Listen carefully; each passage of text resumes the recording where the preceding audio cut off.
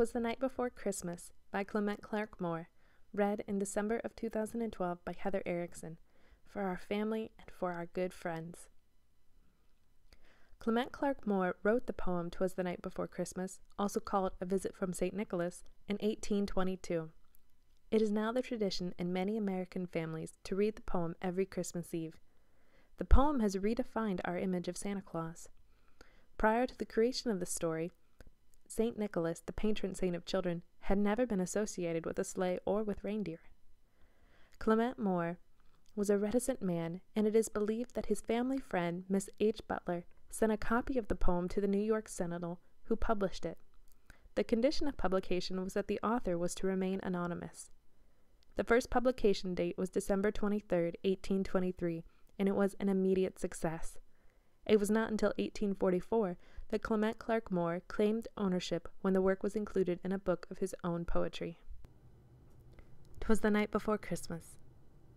'Twas the night before Christmas, when all through the house not a creature was stirring, not even a mouse. The stockings were hung by the chimney with care, in hopes that St. Nicholas soon would be there.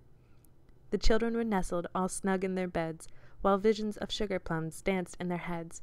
With I in my kerchief and Pa in his cap, had just settled our brains for a long winter's nap. When out on the lawn there arose such a clatter, I sprang from the bed to see what was the matter. Away to the window I flew like a flash, tore open the shutters and threw up the sash. The moon on the breast of the new-fallen snow gave the luster of midday to objects below, when what to my wondering eyes should appear but a miniature sleigh and 8 tiny reindeer. With a little old driver so lively and quick, I knew in a moment it must be St. Nick. More rapid than eagles, his coursers they came, and he whistled and shouted and called them by name. Now Dasher, now Dancer, now Prancer and Vixen, on Comet, on Cupid, on Donner and Blitzen, to the top of the porch, to the top of the wall, now dash away, dash away, dash away all. As dry leaves that before the wild hurricanes fly, when they meet with an obstacle mount to the sky, so up to the housetop the coursers they flew, with a sleigh full of toys, and St. Nicholas too. And then in a twinkling I heard on the roof the prancing and pawing of each little hoof. As I drew in my head and was turning around, down the chimney St. Nicholas came with a bound.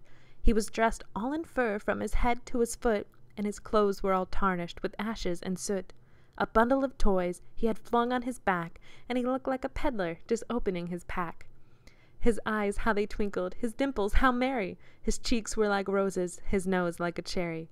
His droll little mouth was drawn up like a bow, and the beard of his chin was as white as the snow. The stump of a pipe he held tight in his teeth, and the smoke it encircled his head like a wreath.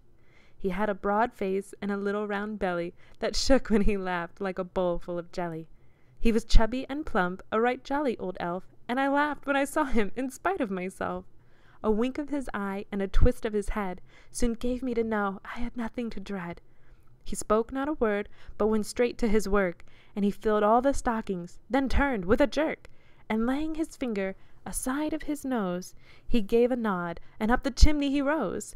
He sprang to his sleigh, to his team gave a whistle, and away they all flew like the down of a thistle.